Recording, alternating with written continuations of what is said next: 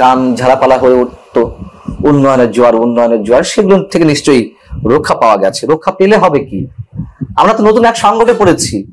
এখন উন্নয়নের সুনামিতে দেশ ভেসে যাচ্ছে, চারিদিক থেকে দেশে টাকা আসছে, এমন প্রচারণা সরকারের পক্ষ থেকে করাতে আমরা ক্লান্ত হয়ে উঠেছি। আলটিমেটলি কি এসেছে, কি উন্নয়ন করেছে দেশের? অধ্যাপক ডক্টর মোহাম্মদ ইউনূস সরকার প্রধান হওয়ার পর থেকে মনে হচ্ছিল, যেভাবে সরকারি মহল থেকে প্রচারণা চালানো হচ্ছিল, যে সারা বিশ্বের মানুষ, সারা বিশ্বের রাষ্ট্রপ্রধান, সরকার প্রধানেরা, বিভিন্ন ধরনের ব্যবসায়ীরা, তারা বিলিয়ন বিলিয়ন ডলার নিয়ে বসে আছেন, কখন ডক্টর মোহাম্মদ ইউনূস শপথ গ্রহণ করবেন আর তারপর পরে বাংলাদেশে ডলারের সুনামি বয়ে যাবে।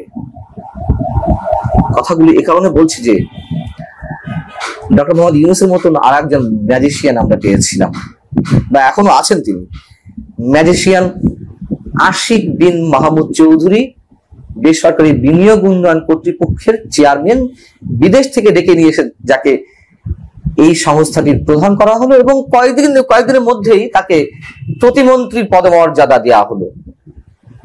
কি করেছেন তিনি? এই কথাগুলো বিশেষভাবে বলার কারণ হচ্ছে, অতি সাম্প্রতিক সময়, গত কয়েকদিনে এখন প্রশ্ন উঠতে শুরু করেছে যে এই ম্যাজিক আশিক কি ম্যাজিক দেখালেন বাংলাদেশে? কিছুই না। সেই সমালোচনার পরিপ্রেক্ষিতে তিনি তার ফেসবুকে বিশাল বিশাল স্ট্যাটাস দিয়েছেন, যে কেউ পড়তে গেলে যে কারোরই ধৈর্যচ্যুতি ঘটবে।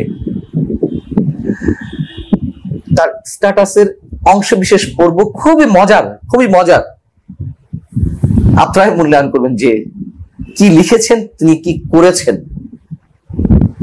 তার আগে দু একটা ইনফরমেশন দিয়ে রাখি। আপনারা হয়তো অনেকেই জানেন যে শুধুমাত্র করোনাকালীন সময়টি বাদ দিলে গত 25 বছরের মধ্যে বাংলাদেশের জিডিপি, মোট দেশজ উৎপাদন সর্বনিম্ন পর্যায়ে পৌঁছেছে।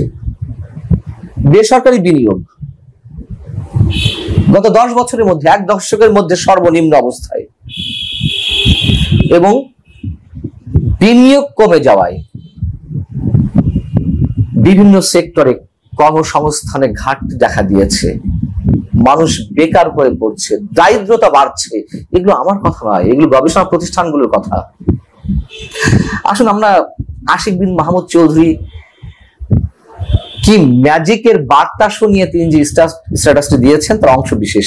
তিনি নিজেই বলছেন যে ধৈর্য ধরে পড়ার অনুরোধ রইল। আমার মনে হয় আমি যে কোটি পড়বো তাতেই অনেকে ধৈর্যচ্যুতি ঘটবে। মানে তিনি যা লিখছেন তার প্রায় 5 ভাগে 1 ভাগ আমি ছোট করে তাও অংশ বিশেষ উল্লেখ করছি। তিনি বলছেন আমাদের কাজ মূলত 3টি এরিয়ায়। 1, বিনিয়োগ বান্ধব পরিবেশ তৈরির লক্ষ্যে পলিসি ও এক্সিকিউশনের ক্ষেত্রে নির্দিষ্ট পদক্ষেপ নেওয়া। 2, যারা দেশে অলরেডি বিনিয়োগ করেছেন তাদের কেস বাই কেস ইস্যু সমাধানের মাধ্যমে অ্যাম্বাসেডর তৈরি করা। এবং 3, দেশের ইমেজ ইমপ্রুভ করার পাশাপাশি একটা সলিড ইনভেস্টমেন্ট পাইপলাইন গঠন করা।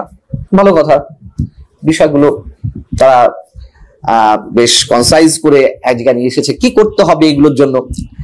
আচ্ছা, কি করেছেন তিনি যা করেছেন তার ফ্রিজতে তিনি দিচ্ছেন। একদম শুরুর দিকে 200 দেশি বিদেশি উদ্যোক্তা ও সিইও দের পরামর্শ অনুযায়ী 30টি পদক্ষেপ শনাক্ত করা হয়। সেই পদক্ষেপগুলো শনাক্ত করে এবার উদ্যোগগুলোকে নেওয়া হয়েছে। ইনভেস্টার্স কনসালটেশন এর আওতায় ব্যবসায় প্রতিবন্ধকতা এবং তার সমাধান সম্বন্ধে তাদের সাথে ডিটেইল আলোচনা। 100টি ইকোনমিক জোনের বদলে 5টিতে ফোকাস করা। এই 100টি ইকোনমিক জোন আবার আওয়ামী লীগ সরকার করে গিয়েছে, শেখ হাসিনা করে গিয়েছেন। যাই হোক, 5টিতে ফোকাস করা হলো। সেই 5টিতে বিদ্যুৎ, গ্যাস, পানি সহ অন্যান্য ইনফ্রাস্ট্রাকচার এর একটা রোড ম্যাপ পাবলিশ করেছে।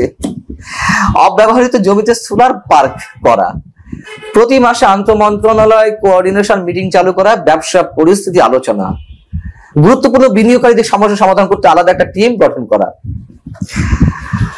বিডার ওয়ান স্টপ সার্ভিস পোর্টালের মাধ্যমে পাওয়ার সেবার পারফরমেন্স ডেটা বিডার ওয়েবসাইটে পাবলিক করা, ফরেন কারেন্সি লোন গ্রহণ প্রক্রিয়ার উন্নতি, স্পিড টু মার্কেট ফ্লেক্সিবিলিটি ইত্যাদি, এনবিআর এ গ্রিন চ্যানেল বা অথরাইজড ইকোনমিক অপারেটর চালু করা, এনবিআর ও ডিজিটাল ইনভয়েসিং বা ন্যাশনাল সিঙ্গেল উইন্ডো চালু করা, বাংলাদেশের সমুদ্র বন্দরগুলোর এফিসিয়েন্সি বাড়ানোর জন্য পোর্ট স্ট্র্যাটেজি নির্ধারণ, এর ধারাবাহিকতায় একটি ফ্রি ট্রেড জোন স্থাপন, ব্যবসা শুরু করার জন্য বেসিক যে কটি অনুমোদন লাগে তা একটি ডিজিটাল ফর্মে নিয়ে আসা। আর দু একটা বলি, বিডাতে একটি দক্ষ রিসার্চ উইং চালু করা, এফডিআই প্রমোশন সেবার জন্য প্রণোদনা বা ইনসেন্টিভ প্রোগ্রাম চালু করা। আচ্ছা বলুন, এরকম আরো শতাধিক বিষয় আছে তিনি উল্লেখ করেছেন। ডক্টর মোহাম্মদ ইউনূস গত 10 মাসে প্রায় 10টি দেশ সফর করেছেন, তা নিয়ে এখন নানানভাবে সমালোচনা হচ্ছে। কি এনেছেন দেশের জন্য? চীন সফরে গিয়ে তিনি বিশাল কিছু বই নিয়ে আসলেন। তার প্রেস উইং থেকে প্রচারণা চালানো হলো যে $2.3 বিলিয়ন বা এই টাইপের কিছু বিনিয়োগের প্রতিশ্রুতি এসেছে। প্রতিশ্রুতি, কোথাও কিন্তু কোনো MOE বা সাইনিং হয়নি, কোনো চুক্তি হয়নি।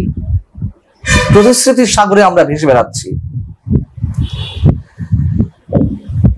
গত কয়েকদিন আগে কোটি কোটি টাকা খরচ করে, সরকারের হিসাবে 5 কোটি টাকা খরচ করে একটা বিনিয়োগ সামিট করলেন আশিক বিন মাহমুদ চৌধুরী, ম্যাজিশিয়ান আশিক।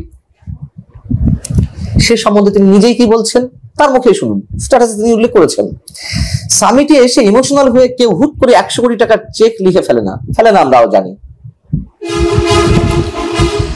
কিন্তু তার তো একটা দৃশ্যমান অগ্রগতি থাকে। সে দৃশ্যমান অগ্রগতি কি?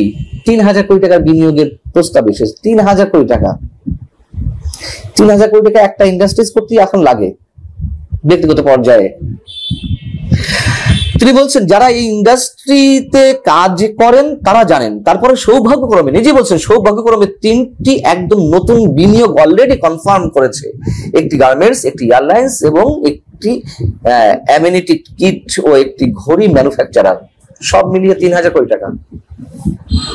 তাও কিন্তু প্রতিশ্রুতি, কাজ শুরু হয়নি। আচ্ছা ধরে নিলাম কাজ শুরু হবে। বিষয়টি হচ্ছে কি, ধরে নিন আপনি একটি অফিস করেছেন, ধুলোমালা পড়ে গেছে ব্যবহার না করতে করতে। আপনি আপনার অফিস কক্ষটি বা অফিস বিল্ডিংটি ধোয়া মোছা করলেন, একটা পুরনো সাইনবোর্ড রং চং করলেন, কিছু নতুন চেয়ার টেবিল কিনলেন, অভিযোগ জানানোর জন্য একটা অভিযোগ বাক্স স্থাপন করলেন, ইত্যাদি ইত্যাদি অনেক কিছু।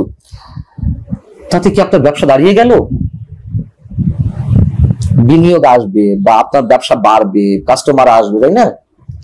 কিন্তু ওগুলো করে আপনি বসে আছেন, আপনার অ্যাচিভমেন্ট আপনি দেখালেন যে আমি এই করেছি, কি অদ্ভুত। তাহলে বিডা যা করেছে, বিডার চেয়ারম্যান ম্যাজিশিয়ান আশিক সাহেব যা বলছেন তার ফেসবুক স্ট্যাটাসে, বিষয়গুলো সেরকম না? মানে আমাদেরকে কি পেয়েছেন তারা? যা বুঝাবেন তাই বুঝবো। মজার কথা হচ্ছে সরকার নিজে তার বিনিয়োগ কমিয়ে দিয়েছে। খোঁজ নিয়ে দেখুন, বেসরকারি বিনিয়োগ কমছে কি কারণে? রাজনৈতিক অস্থিরতা, মব সন্ত্রাস, জ্বালানি সংকট। আপনারা বলবেন যে আমরা উত্তরাধিকার সূত্রে একটা ভঙ্গুর অর্থনীতি পেয়েছি। এসব মানে সব দায় দায়িত্ব অন্যের কাছে চাপিয়ে দেওয়ার যে মানসিকতা, এগুলো মানুষ বোঝে। কি বলবেন? রাজনৈতিক অস্থিরতার কারণে কেউ বিনিয়োগ করছে না। কদিন পর তো এই কথাই বলবেন, রাজনৈতিক অস্থিরতা গুলো দূর করছেন না কেন? কেন এখনো পর্যন্ত একটা নির্বাচনের রোড ম্যাপ ঘোষণা করা হয় না, টাইম ফ্রেম ঘোষণা করা হয় না? এবং এটিই বাস্তবতা। রাজনৈতিক অস্থিরতা না কাটানো পর্যন্ত, ব্যক্তি খাতে বিনিয়োগ না হওয়া পর্যন্ত, সরকারের যে কোনো একেবারে কোনো সাইড পজিটিভ কিছু নেই তা না, দু একটি সূচকে তাদের উন্নতি আছে, সেগুলো টেকসই হবে না, স্থায়ী হবে না। এটাই বাস্তবতা। কদিন আগে বণিক বার্তা একটি নিউজ করেছিল, গত 4-5 দিন আগে সম্ভবত, বিডার চেয়ারম্যান উঠছে, বিনিয়োগ কমছে।